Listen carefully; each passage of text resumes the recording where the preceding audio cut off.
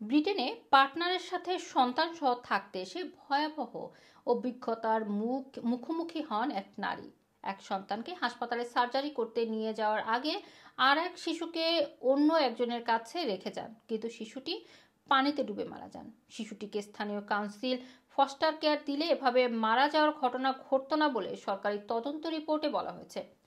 এক প্লাস্টিক বিনে মাত্র 9 সেন্টিমিটার গভীরতার পানিতে পড়ে 2 বছর বয়সী শিশু বালিকিস আদেওয়া মারা যান। 2022 সালের জানুয়ারিতে ইস্ট লন্ডনের নিউহ্যামের কাউন্সিলে এই ঘটনা ঘটে। খবরে বলা হয়েছে, যুক্তরাজ্যে 2021 সালে অ্যাডওয়ে নামের এক নারী তার 2 শিশুকে নিয়ে ভিজিটার ভিসায় আসেন। তিনি ইস্ট লন্ডনে তার পার্টনারের সাথে থাকতে এই দেশে আসেন, কিন্তু কয়েক মাস পর ওই লোকের সাথে তার বনিবনা না হয় অ্যাডওয়ে বাসা ছেড়ে দিয়ে অন্যত্র ওঠেন। ইতোমধ্যে তার ভিসার মেয়াদও শেষ হয়ে যায়, ফলে নিজ দেশে ফেরত যেতে না পারায় অ্যাডওয়েকে no recourse to public fund হিসাবে থাকতে হয়। এদিকে অ্যাডওয়ের ছেলে শিশু অসুস্থ হয়ে পড়েন। হাসপাতালে তাকে জরুরি ভিত্তিতে সার্জারি করার জন্য বলা হয়।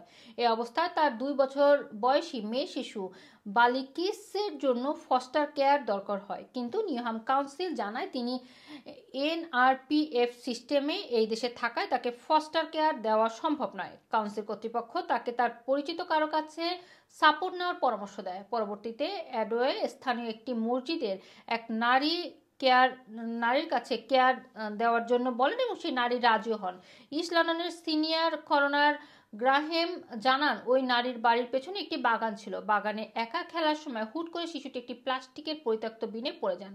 বিনটিতে পানির গভীরতা ছিল মাত্র 9 সেন্টিমিটার। এত সামান্য পানিতেও শিশুটি ডুবে যায়।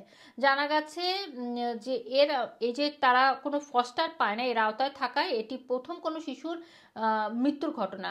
এদিকে তদন্ত শেষে কর্নার আরভিন বলেছেন, কাউন্সিল কর্তৃপক্ষ কেয়ারের সুযোগ পেলেও শিশুটির মৃত্যু যদি কাউন্সিল তাদের কেয়ারের সুযোগ দিত তাহলে হয়তো শিশুটির মৃত্যু এড়ানো যেত, কিন্তু লোকাল অথরিটি শিশুটিকে সাপোর্ট দিতে ব্যর্থ হয়েছে, এমনটাও বলা হয়েছে আদালতের পক্ষ থেকে। রুমানা রাখি, রানা টিভি, লন্ডন।